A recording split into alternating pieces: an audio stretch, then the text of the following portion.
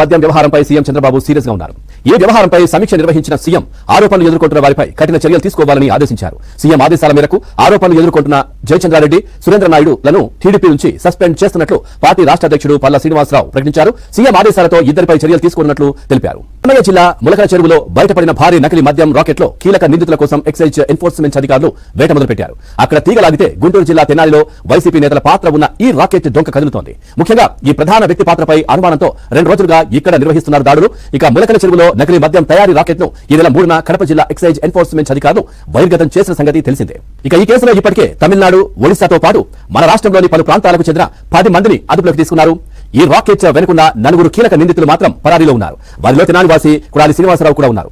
ఇక ములకల చెరువులో ఈ రాకెట్ నడుపుతున్న పాత డాబా అద్దె ఒప్పందం ఇతడి పేరుపైన ఉండడంతో ఈ కేసులో 12వ నిందితుడిగా చేర్చారు. ఈ వ్యవహారానికి సంబంధించి ఆరా తీస్తుంటే విస్తుగొలిపే విషయాలు చాలానే వెలుగు చూస్తున్నాయని ఎక్సైజ్ వర్గాలైతే చెప్తా ఉన్నాయి. వైసీపీ ప్రభుత్వ కాలం నుంచి ఈ రాకెట్ యథేచ్ఛగా సాగుతోందని, అప్పటి ప్రభుత్వ పెద్దల అండదండలతో సాగిన దందాను కూటమి ప్రభుత్వం వచ్చాక టీడీపీ నాయకుల అండతో కొనసాగిస్తున్నారని అంటున్నారు.